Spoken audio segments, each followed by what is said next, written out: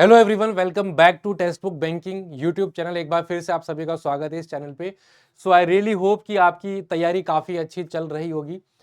आज का जो टॉपिक ऑफ डिस्कशन है that is going to be time management, right. Time management एक स्टूडेंट के लिए या फिर एक स्टूडेंट की जो प्रिपरेशन फेज वाला टाइम होता है उसमें इसकी क्या अहमियत है, क्या इंपॉर्टेंस है, क्यों हमें जरूरी है इस चीज को समझना कि जितने भी लिमिटेड सोर्सेज हैं, जितना भी लिमिटेड टाइम है आपके पास, उसको बेस्ट तरीके से यूटिलाइज क्यों करें। इन सभी चीजों पे आज हम डिटेल में थोड़ा सा डिस्कशन करेंगे।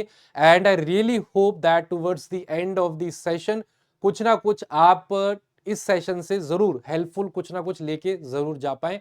यही मेन मोटिव रहता है हमारे हर एक सेशन का। ठीक है, तो सेशन को आगे कंटिन्यू करते हैं।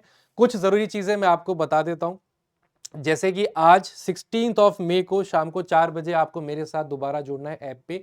आपके लिए एक फ्री वर्कशॉप रखी है जहां पे हम डिस्कस करेंगे कौन कौन से वो एरियाज हैं जहां पे एग्जामिनर को पता है कि आप गलतियां करोगे। हर एक टॉपिक को हम अच्छे से डिस्कस करेंगे, टॉपिक पढ़ेंगे नहीं, टॉपिक में जो गलतियां हो सकती हैं उन पे हम थोड़ा सा फोकस रखेंगे।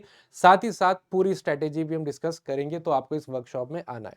ठीक है, टाइम मैनेजमेंट का पहले तो हम इंपॉर्टेंस समझ लेते हैं। ठीक है, कुछ इंपॉर्टेंट पॉइंट्स मैंने यहाँ पे लिखे हैं जो वन बाय वन हम देखेंगे। उससे पहले कुछ जरूरी चीजें मैं आपके साथ शेयर कर देता हूँ। पिछली कई क्लासेस में, आई थिंक मैराथन सेशन में या फिर किसी एक जो शाम को 6 बजे वाला सेशन होता है, मैंने आपके साथ कई बार वो चीज डिस्कस की है कि कई बार ऐसा होता है, जैसे रिसेंटली जो मैं आपको एग्जांपल दिया था खुद का, एसबीआई पीओ का प्रीलिम्स एग्जामिनेशन था, मुझे क्लियरली याद है। ठीक है, सेक्शनल टाइमिंग होती है 20 मिनट, 35 क्वेश्चन आपको करने होते हैं। लगभग 18 मिनट हो चुके थे, 17:30 18, और मैंने एक पजल करना शुरू किया था।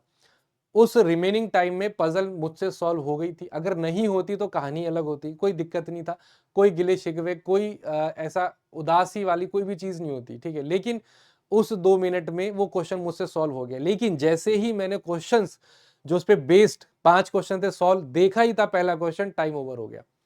तो ये मेरा प्योरली टाइम का मिसमैनेजमेंट था और कुछ नहीं था। मेरे नॉलेज में कोई कमी नहीं थी, प्रैक्टिस में कोई कमी नहीं थी, कंसेप्ट क्लैरिटी में कोई कमी नहीं थी, सब कुछ मुझे आता था। लेकिन एक चीज मैंने मिस कर दी, दैट वाज टाइम मैनेजमेंट।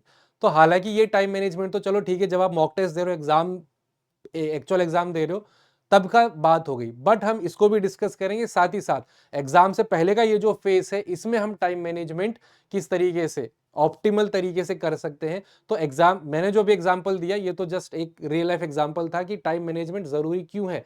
हर जगह पे टाइम मैनेजमेंट काम आता है। अगर आप तैयारी को छोड़ भी दें तो भी आपने अपने एल्डर्स को हमेशा बोलते हुए सुना होगा कि टाइम को हमेशा यूजफुल कामों में इन्वेस्ट करें। मॉम डैड या आपके एल्डर ब्रदर सिस्टर हमेशा आपको कहते होंगे क्यों टाइम वेस्ट कर रहा है या कर रही है। जब भी आपको देखते होंगे कि आधा आधा एक एक घंटा आप बस स्क्रॉल रील्स देखे जा रहे हैं, देखे जा रहे हैं, तो गुजरते हुए आसपास से या दूर किसी कमरे से, हॉल से चिल्लाते हुए आपने देखा होगा कि भाई कितना आधे घंटे से टाइम वेस्ट कर रहा है या कर रही है। इससे अच्छा कुछ पढ़ ले, कुछ प्रोडक्टिव काम कर लो, न्यूज देख लो, न्यूज़पेपर पढ़ लो, कुछ भी कर लो। अदर देन वॉचिंग रील्स कुछ भी प्रोडक्टिव क्यों नहीं कर लेते जो आपके एग्जाम में हेल्प आए, राइट। तो ये चीज मतलब है कि हमें टाइम को अच्छे से मैनेज करना चाहिए। अगर आप जब आपकी जॉब भी लग जाती है, तो भी जब आप बैंक में काम करने लगेंगे, जिस भी बैंक में आप जाते हैं, वहां पर भी टाइम मैनेजमेंट काम आएगा।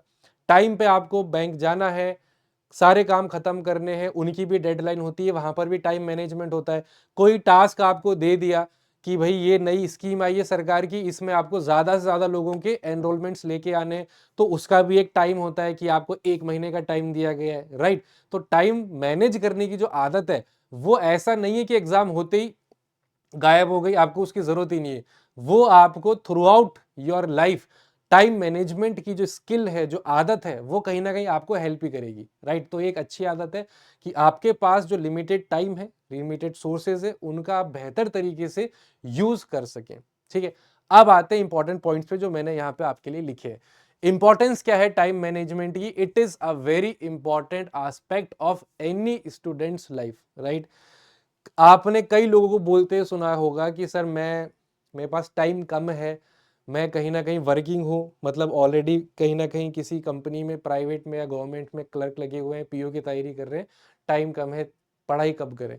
तो ठीक है, आपके पास टाइम कम है, अग्रीड, बट स्टिल बहुत सारे लोग हैं जो जॉब के साथ एग्जामिनेशन क्लियर करते हैं, तो वो कुछ अलग से तो टाइम लेके आते नहीं है, दिन में 24 आवर्स ही सबके पास, तो वही आपका टाइम मैनेजमेंट वहीं पे काम आता है कि जब जब आप उस काम के अलावा फ्री हैं उस टाइम को आप किस तरीके से यूज कर सकते हैं।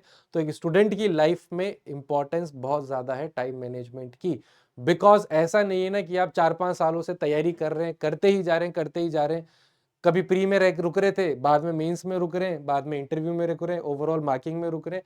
तो ये फटाफट से प्रोसेस कंप्लीट करना है, नौकरी लेनी है, आगे बढ़ना है, आगे भी काफ़ी सारी चीज़ें आपको एक्सप्लोर करनी है, प्रोफेशनली भी पर्सनली भी, तो उसके लिए भी टाइम चाहिए आपको, राइट। एक ही चीज़ को पकड़ के आप 5-5 6-6 साल नहीं बैठ सकते। तो जितना जल्दी क्लियर हो जाए, जितना जल्दी इस साइकिल से निकल पाओ, उतना बेटर है, right. Effective time management helps in carrying out or planning smoothly. जो भी आपका टारगेट है, जो भी आपका एम है, अगर आपने अच्छा टाइम मैनेजमेंट किया है तो कभी भी आपको टाइम की कमी महसूस नहीं होगी। सारे काम आपके विथ टाइम शुरू होंगे, विथ टाइम एंड होंगे। आप कभी भी ऐसे परेशान नहीं होंगे, घबराएंगे नहीं किसी भी टारगेट को लेके, किसी भी काम को लेके, right. We are never in a hurry and we never panic, we are always ready for the challenges and surprises.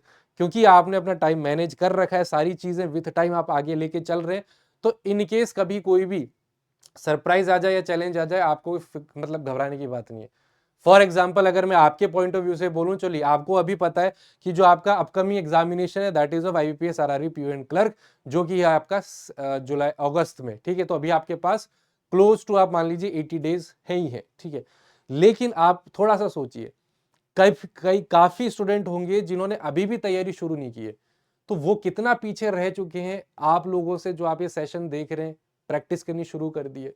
वो भी छोड़िए, अगर मैं एक हाइपोथेटिकल सिचुएशन लूं कि क्या पता आज अभी हम देख रहे हैं, अभी आप ये वीडियो देख रहे हो, कुछ देर बाद ही इंश्योरेंस सेक्टर से कोई एग्जामिनेशन आ जाए, LIC का आ जाए, LIC AAO ADO का आ जाए, RBI असिस्टेंट का आ जाए जो काफी टाइम से पेंडिंग है, नोटिफिकेशन आते ही 25 दिन में प्री है, 25 दिन बाद मेंस है।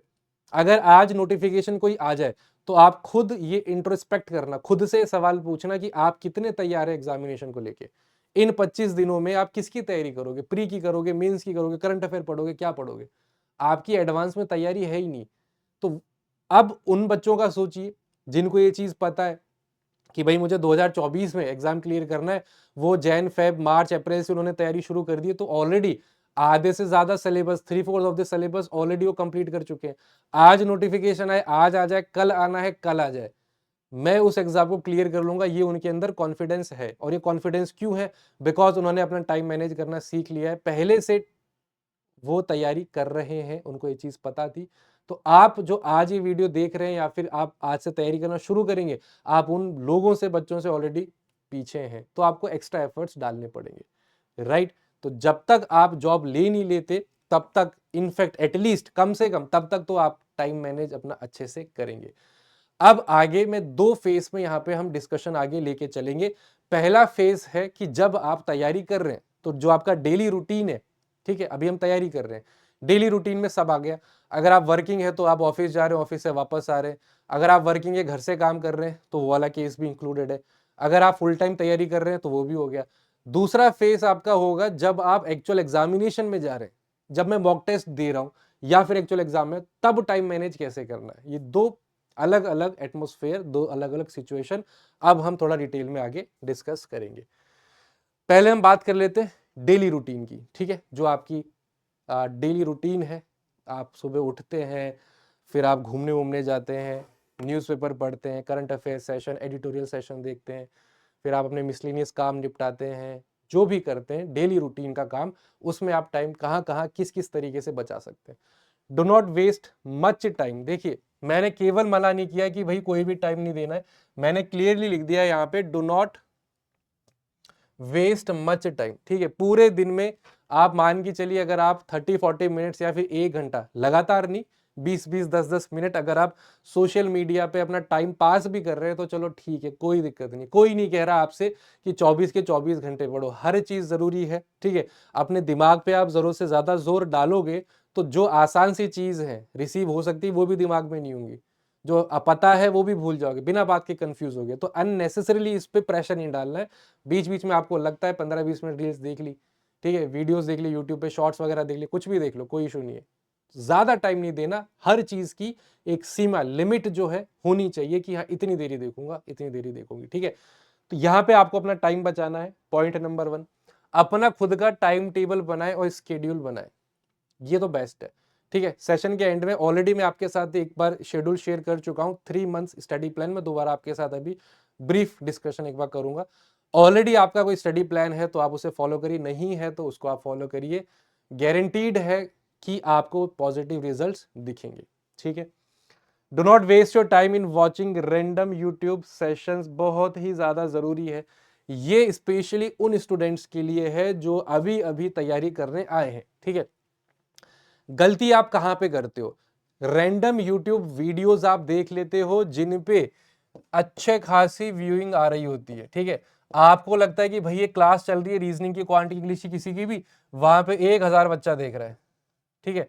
1000 बच्चा उस सेशन को देख रहा है, तो आप भी उस सेशन में घुस गए कि यार इतने सारे लोग देख रहे हैं तो कुछ तो अच्छा ही चल रहा होगा।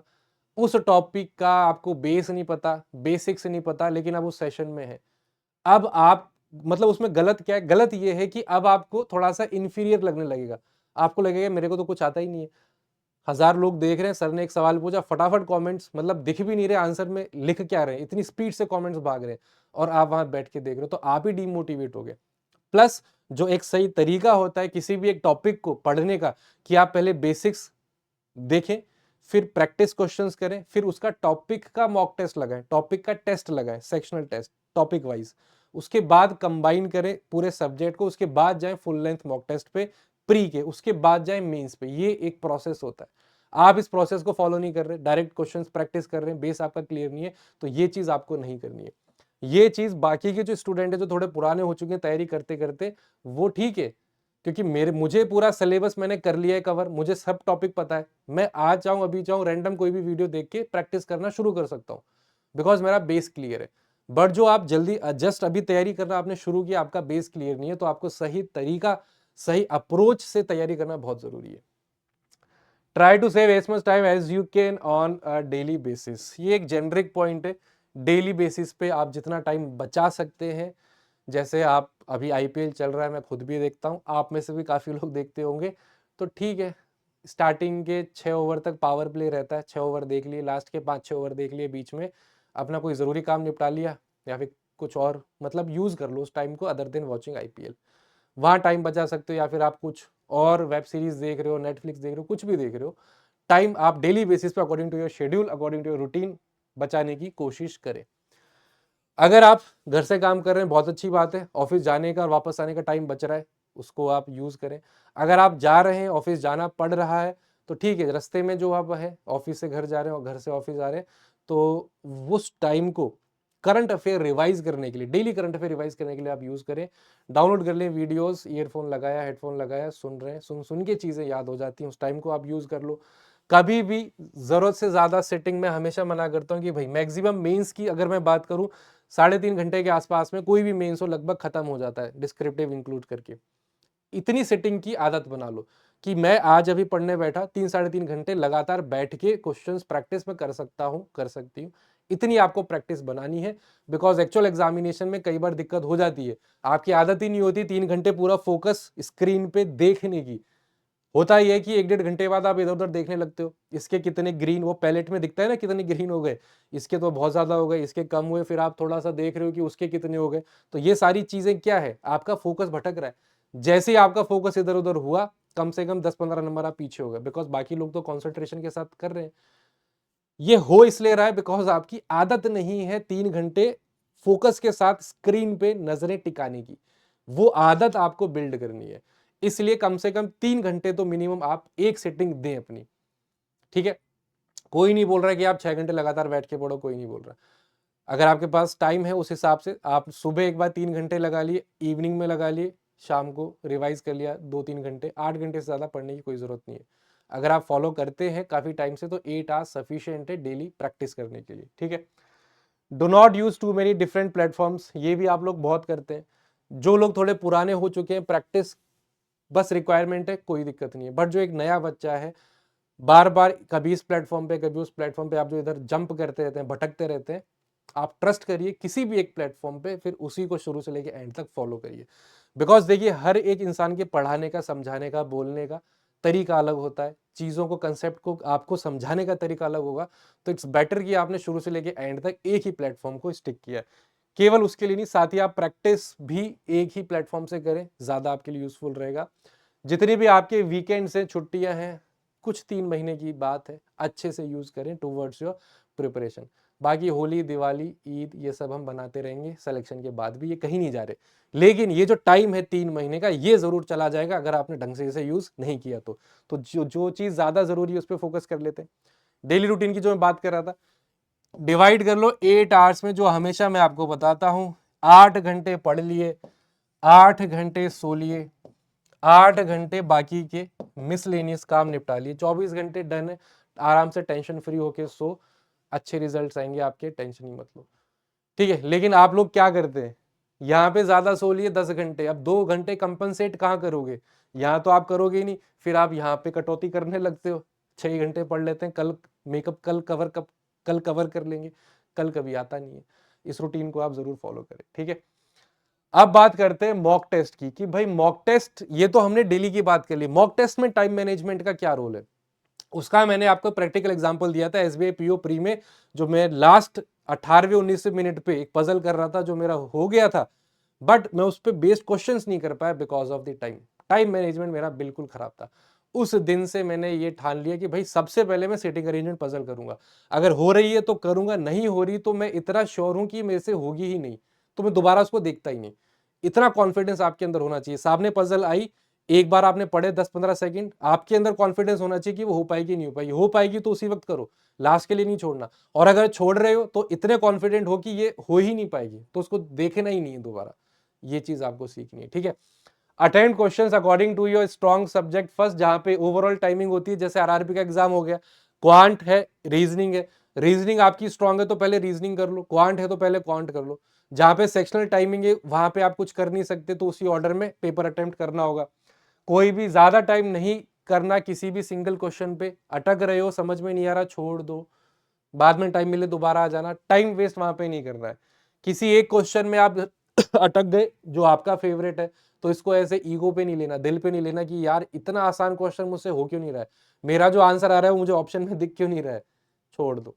कई बार होता है कि आप एक लूप में चले जाते हैं, जितने बार पढ़ोगे गलत ही पढ़ोगे, उसका सॉल्यूशन है छोड़ दो, 5 सेकंड बाद 10 सेकंड बाद दोबारा आना, जो गलत पढ़ रहे थे वही सबसे पहले आपको दिखेगा, ठीक है। तो ये चीजें भी आपको धीरे धीरे इंप्लीमेंट करनी है।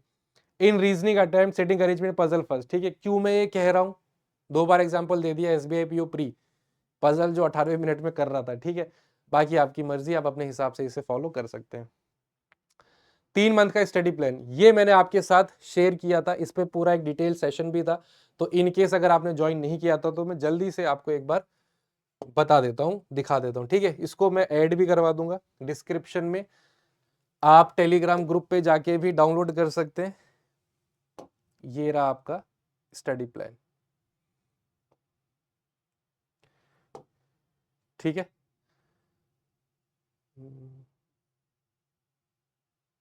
दिख रहा है, ये आपका मे का हो गया। मैंने यहाँ पे इंग्लिश, रीजनिंग और क्वांट तीनों का यहाँ पे अच्छे से एक्सप्लेन करने की कोशिश की है, ठीक है। सबसे पहले आपको बेसिक्स पढ़ने हैं, प्रैक्टिस करनी है, जितना टाइम बच जाए, 2 घंटे का टाइम स्लॉट मैंने दिया है, उसके बाद केवल प्रैक्टिस, उसके बाद सेक्शनल मॉक, मतलब उस टॉपिक का मॉक टेस्ट आपको देना है, 20-25 क्वेश्चन का जो अवेलेबल होता है। उसके बाद आप दूसरे टॉपिक पे जाएंगे। इस तरीके से मैंने इंग्लिश, रीजनिंग, क्वांट, थोड़ा पहले का है इसलिए डेट्स आपको पहले की दिखेगी, लगभग 1 वीक हो चुका होगा, ये 11 मई से हमने शुरू किया था, ठीक है। ये पूरी एक्सेल शीट आपको मिल जाएगी डिस्क्रिप्शन में भी, वहां से आप इसको रेफर कर सकते हैं। वैसे ही नीचे टैब चेंज करेंगे, जून का आ जाएगा, जुलाई का आ जाएगा। कोई भी अगर आपका शेड्यूल नहीं है, कभी भी कुछ भी पढ़ रहे हैं, तो उससे अच्छा है, मैंने ऑलरेडी आपको एक टेबल बना के दे दी, इस हिसाब से पढ़ लो। रैंडम पढ़ने से अच्छा एक डायरेक्शन में, एक मोटिव के साथ पढ़े, तो वहां पे कम समय में ज्यादा रिजल्ट आपको दिखेगा, ठीक है। तो ये था इस सेशन के बारे में जो मुझे आपके साथ शेयर करना था। आपको कोई भी चीज पूछनी हो, बतानी हो, feel free to reach to me. Telegram group ये है Gaurav_sir_टेक्स्टबुक, या स्कैन करके आप जा सकते हैं, डिस्कशन ग्रुप ज्वाइन कर लीजिए और मिलते हैं फिर अगली क्लास में। Till then keep preparing, have a wonderful day, take care and good bye.